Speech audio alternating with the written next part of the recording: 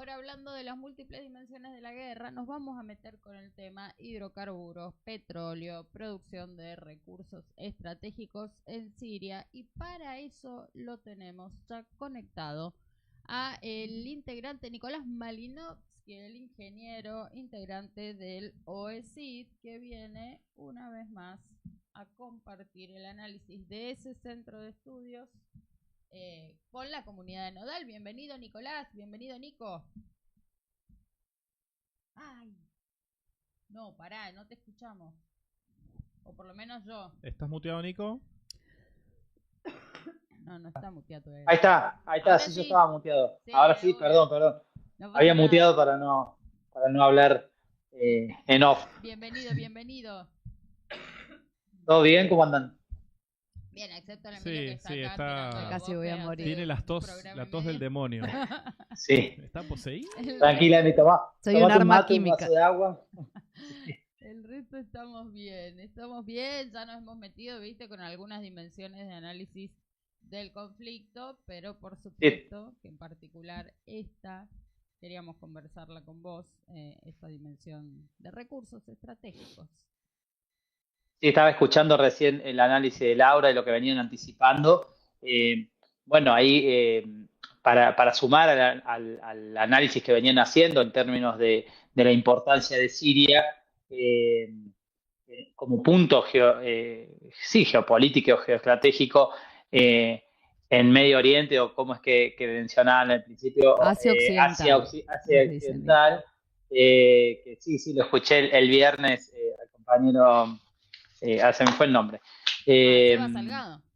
Seba Salgado. Lo escuchamos el viernes a Seba diciendo para cambiar las categorías y los sentidos, donde vemos que toma nuevamente una escalada, digamos, los conflictos ahí, y que se venía ya desarrollando cómo Estados Unidos, junto con la Unión Europea, empezaron a destrabar, digamos, las sanciones a fines de mayo, fines de junio, fines de mayo fue la Unión Europea quien levanta las sanciones económicas a Siria y Estados Unidos lo hace en junio, producto de que principalmente para empezar a reinvertir en el sector energético en Siria. O sea, Siria es un país importante en lo que es Asia Occidental, en términos de recursos hidrocarburíferos, posee 2,5 billones, de reservas de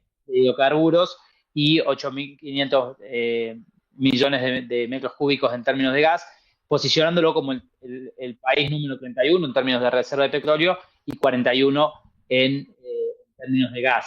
Pero lo importante ahí también es el punto donde está ubicado Siria y la necesidad de la Unión Europea principalmente de hacerse de recursos energéticos.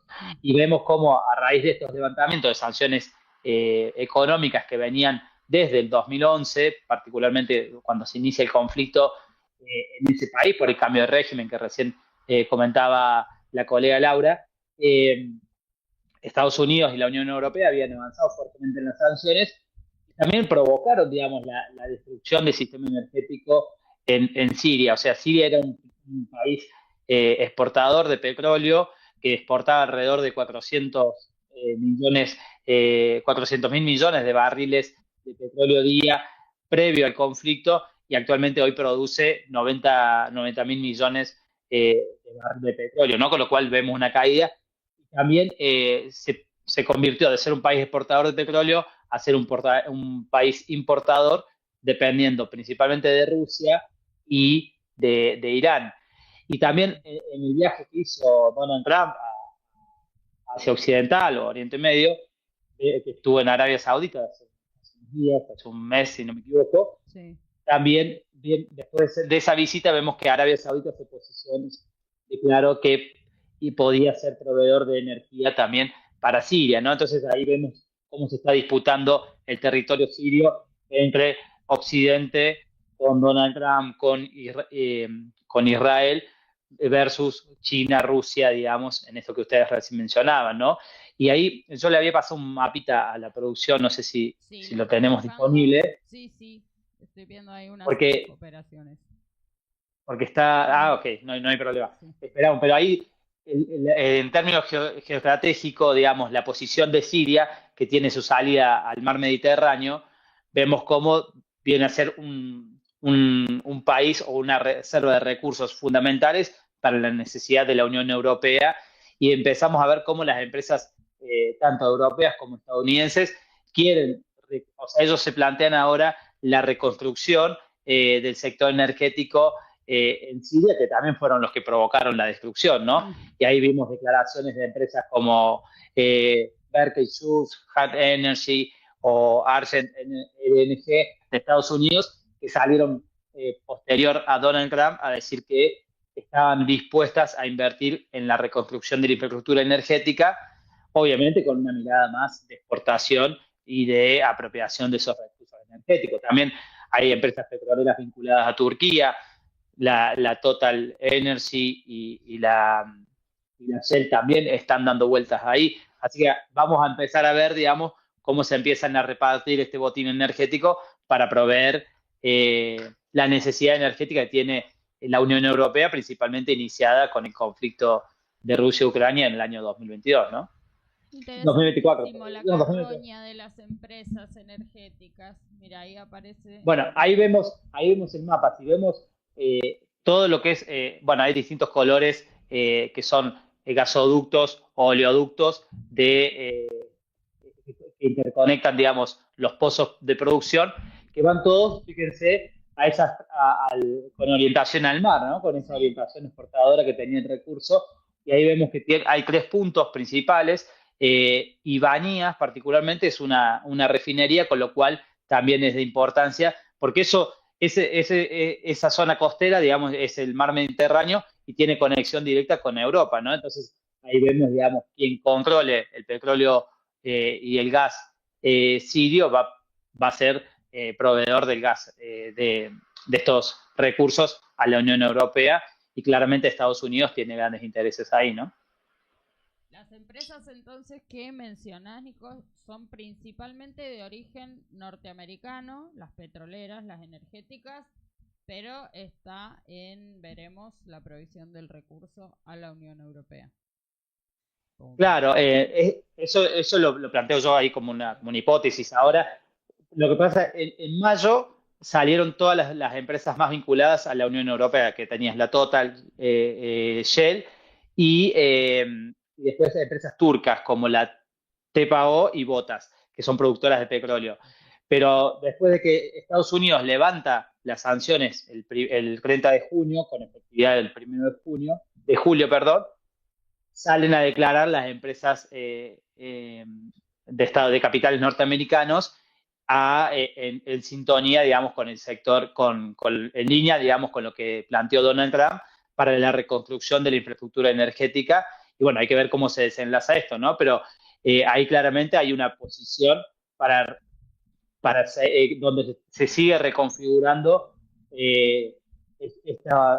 esta reconfiguración geopolítica de la energía que había en torno a la Unión Europea, Rusia, Estados Unidos, y que hacen, digamos, a los conflictos en la región, pero particularmente en la zona de Oriente Medio, de Asia Occidental, ¿no?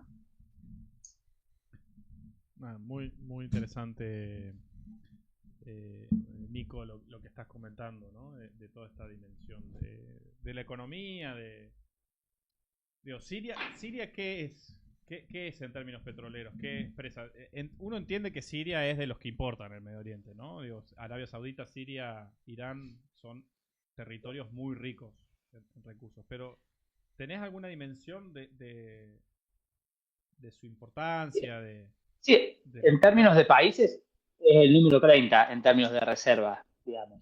Pero ahí yo creo que tiene más, o sea, una cuestión, sí, claramente tiene grandes reservas. O sea, nosotros, Argentina, estamos por debajo de lo que es Siria, pero si uno ve, digamos, más allá del recurso particular que tiene fácil acceso, es la posición donde está ubicado, que permitiría, digamos, desplazar totalmente al gas ruso en esta disputa que empezó en el 2022, porque ese gas ruso el que era el 40% que iba a Europa, lo empieza a proveer Estados Unidos, pero también tiene un costo superior producto del flete que tenés que llevar el hidrocarburo desde Estados Unidos hacia la Unión Europea, con lo cual acá se abaratarían los costos y hay una dimensión más económica y de conveniencia. Y también vemos toda esa disputa, digamos, o sea, porque ahí sí, ahí vos recién, Matías, mencionabas Irán, Oriente Medio, o sea, Arabia Saudita, o sea, es toda una dimensión de la energía, que también lo discutíamos la vez pasada, si vemos, si lo vinculamos al conflicto con Irán, Israel, si se bloqueaba el estrecho de Hormuz, era el 30% del petróleo mundial y particularmente por el estrecho de Hormuz pasa el 20% del gas que va a la Unión Europea o al continente europeo. Con lo cual, si Europa empieza a proveerse de gas sirio, dejaría de depender tal vez del estrecho de Hormuz, como hoy depende fuertemente, ¿no? Entonces, vamos a ir viendo ese reacomodamiento por las disputas que se están en esta disputa hegemónica, ¿no? Digamos, que se está viendo en el mundo.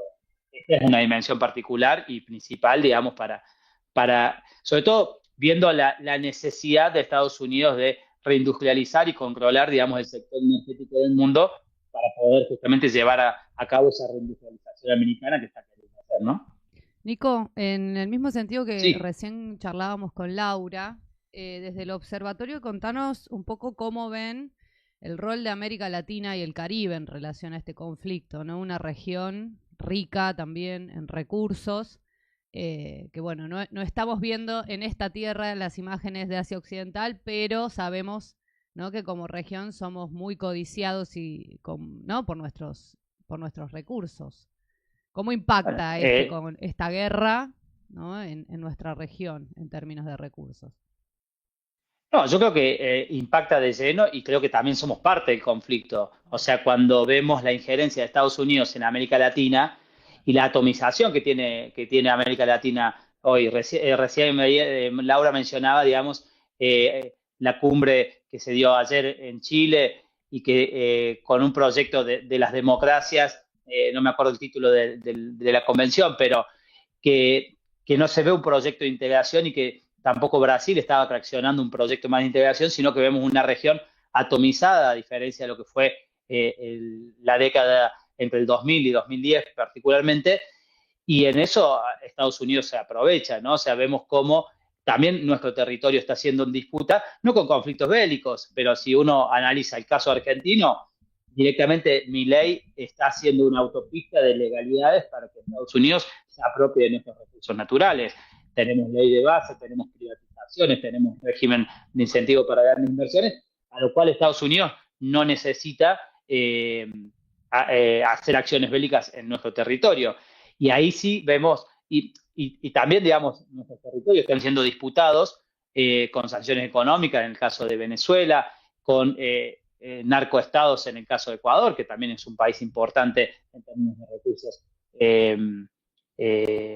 hidrocarburíferos. Bueno, vimos las acciones de Donald Trump con Brasil hace unos días, con el 50% de aranceles para el país brasilero, producto también de esta disputa geopolítica entre Estados Unidos y China. No es menor que Donald Trump salga a ponerle sanciones a Estados Unidos, a Brasil, perdón, luego de la convención de los BRICS y particularmente luego de que se anuncia la conexión por tren entre el puerto de Perú y un puerto en Brasil, con lo cual conecta el Océano Atlántico con el Océano Pacífico y dejaría a China de depender de pasar por el canal de Panamá, donde tiene mayor control Estados Unidos. Entonces la región también va a empezar a escalarse en ese tipo de conflictos, ya sea o sea, estamos en una guerra que se menciona siempre acá en Nodal, multidimensional. Bueno, acá en América Latina no es conflicto bélico, pero sí sanciones económicas y injerencias a través de los gobiernos democráticos, o no tan democráticos, pero sí golpes de lawfare y demás, las nuevas formas que va tomando la intervención norteamericana en nuestros territorios, ¿no? Nico, vamos a aprovechar, porque te hemos paseado por el mundo y no veo por qué no aprovechar que sos un especialista en temas energéticos y porque mencionaste el RIGI. Viste que nos han vendido Caputo, un modelo económico exitoso que te hace agua por todos lados. ¿Llegó alguna inversión, gran inversión en este tiempo para la producción de energía en el país o para agregarle valor en origen? ¿Hay algo que Eh, pueda... el RIGI, que es el régimen de incentivo de grandes inversiones en Argentina, enmarcado en la ley de base que se aprobó hace un año con represión en la calle, para el que no conoce, digamos, esa situación en Argentina en particular, eh, plantea, digamos, excepciones impositivas por 30 años para el inversor, ¿no? Y particularmente no le exige nada a cambio, ni siquiera le exige reinversión de divisas en el país, sino que le da libre disponibilidad de divisas por 30 años. Es Particularmente, un Roca sí. Runciman de esta época, o sea, es entregar Claro, absolutamente claro, todo, bien, a cambio de nada. claro, Claro. el pacto Roca-Runciman del 2021, del siglo XXI, podríamos decir, o sí, caracterizar a Argentina como un neocolonialismo o un neoliberalismo colonial del siglo XXI o una economía de enclave, porque Estados Unidos, para reindustrializarse y cerrar sus fronteras, que es lo que está haciendo a través de las sanciones y impuestos, digamos, que está haciendo con todo el mundo, eh, a través sí, de los impuestos que pone, digamos, para las importaciones, necesita de fronteras abiertas de países como Argentina, ¿no? Para que ellos después puedan servirse de las materias primas y colocar sus productos, ¿no? O sea, claramente lo que sucedió en el siglo XX, digamos, o sea, es lo mismo, solamente que embelecido, si se quiere, con las disputas y la cuestión más tecnológica y demás. Pero particularmente en tu pregunta, Sol, del RIGI, se anunciaron alrededor de 11 proyectos, si no me equivoco, de los cuales solo 3 empezaron a tomar vigencia, pero con la particularidad que son inversiones de capitales nacionales, que ya estaban en la Argentina. No ha habido el aluvión de inversiones o lluvia de inversiones que prometía el gobierno a través de este régimen de inversiones, que desde la mirada desde los pueblos o desde abajo o desde el campo nacional popular en Argentina, es positivo que no se produzcan este tipo de inversiones porque después van a quedar atadas a tribunales internacionales y van a quedar comprometidas yacimientos o porciones de territorio donde se encuentren estos recursos por 30 años, y va a ser muy difícil desanar ese camino para proyectos nacionales y populares. Pero sí, no ha tenido el éxito que el gobierno esperaba. Yo creo que también hay especulación por parte de las empresas o de los capitales internacionales para ver qué sucede en Argentina, porque en Argentina tampoco está la estabilidad que promete el gobierno de Javier Milei en términos económicos, en términos políticos y en términos sociales, ¿no? O sea, Argentina está, digamos, en un proceso, en un escenario de inestabilidad, y todavía no se sabe cuál va a ser el desenlace en los próximos años, ¿no? Calculo que están esperando también cuál es el resultado electoral en septiembre y en la provincia de Buenos Aires y en octubre en las nacionales, para ver cuál sería el escenario político de Javier Milei y el control que tenga el gobierno nacional, si se logra imponer como un proyecto hegemónico en el país o no. Exactamente. Bueno, gracias, clarísimo, Nico. Gracias. Solo me encanta decir una vez más que además fracasan, además de ser fascistas, el gobierno nacional fracasa en lo económico, ni regalándonos, menos mal que no están. No los sé si capitales fracasa internacionales. tanto, pero es otra discusión. No, pero Nico, bastante, te sí. saludamos ya que nos quedamos sin tiempo. Gracias por tu análisis, el análisis de todo el equipo del Observatorio de Energía, Ciencia y Tecnología asociado a Nodal. Gracias, Nico, y obviamente te estaremos llamando en una próxima columna. Sí, gracias. No, gracias a ustedes, y bueno, esto va a seguir en vigencia, así que Sí, vamos sí, actualizando mes a mes seguramente, o cada 15 días. tal cual. Muy bien, muy Bueno, bien. un abrazo a toda la Gracias. comunidad nodal. Gracias. Gracias, Gracias, Nico. Malinowski.